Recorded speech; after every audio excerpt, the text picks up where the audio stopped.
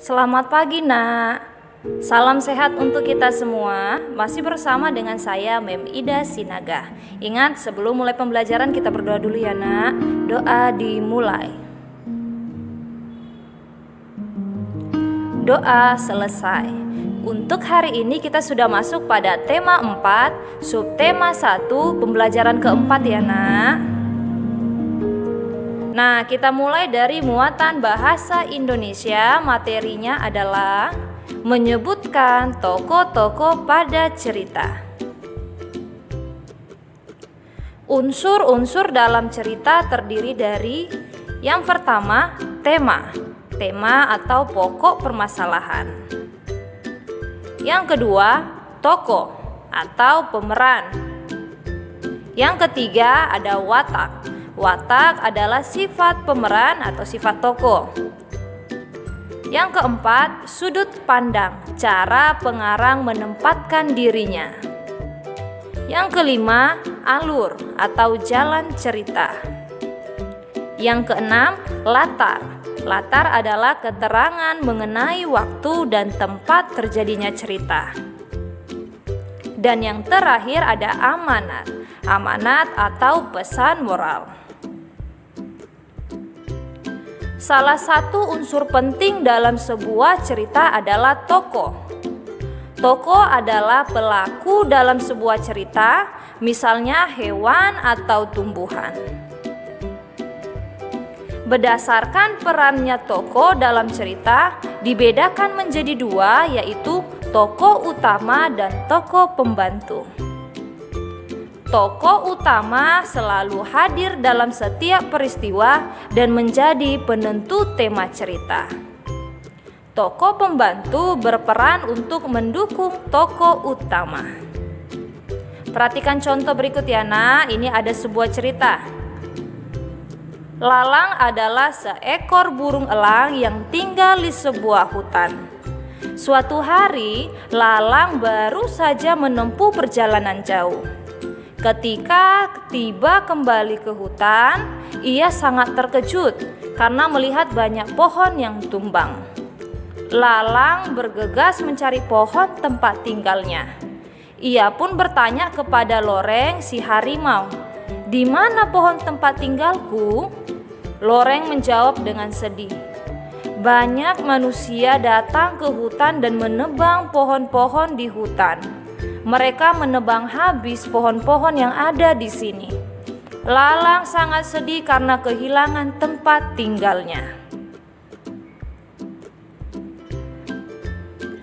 Nah, pada cerita tersebut si Lalang adalah tokoh utamanya.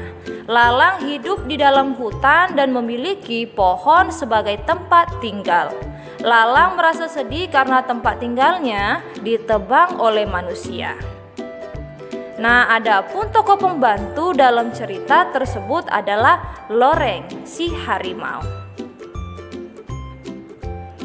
Memberikan pendapat terhadap perilaku tokoh dalam cerita yang dibaca. Tokoh dalam cerita memiliki karakter yang berbeda-beda. Karakter tersebut membuat tokoh memiliki perilaku yang bermacam-macam. Misalnya perilaku yang mendukung tokoh utama atau bahkan menentang tokoh utama.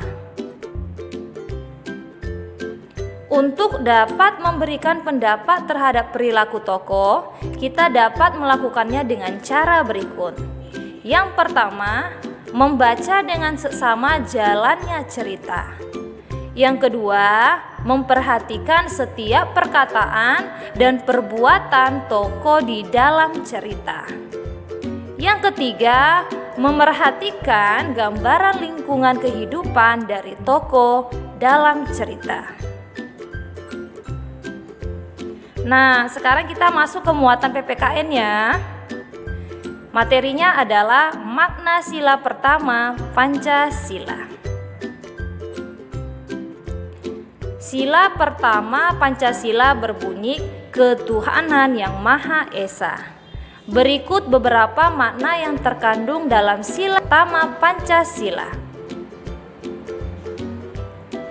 Yang pertama, percaya kepada Tuhan Yang Maha Esa sesuai dengan ajaran agama masing-masing. Yang kedua, melaksanakan kewajiban dan keyakinan terhadap Tuhan Yang Maha Esa.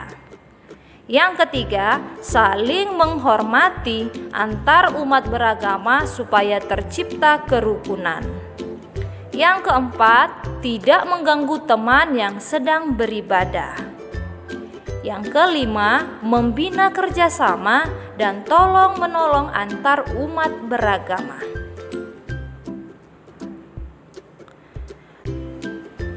Bersikap jujur untuk pengamalan sila pertama Pancasila. Salah satu pengamalan sila pertama Pancasila adalah taat kepada Tuhan Yang Maha Esa. Setiap agama tentu mengajarkan setiap pemeluknya untuk bersikap jujur. Nah, yang menjadi tugas untuk hari ini adalah muatan bahasa Indonesia. Bacalah teks cerita peternak ayam yang baik hati. Ini ada pada buku bupenamu ya nak, halaman 10. Lalu kerjakan soal-soal di bawah ini. Ada 3 soal ya nak. Yang pertama, ada berapa tokoh yang terlibat dalam cerita yang berjudul Peternak Ayam yang Baik Hati? Untuk soal yang kedua, siapakah tokoh yang berperan sebagai tokoh utama? Lalu bagaimanakah sifatnya? Yang ketiga, siapakah tokoh yang berperan sebagai tokoh pembantu? Lalu bagaimana sifatnya? Paham kan nak maksudnya? Kerjakan dengan baik ya. Nah, pembelajaran kita selesai sampai di sini. Ingat ya nak, tetap semangat dalam belajar. Salam dari Mem.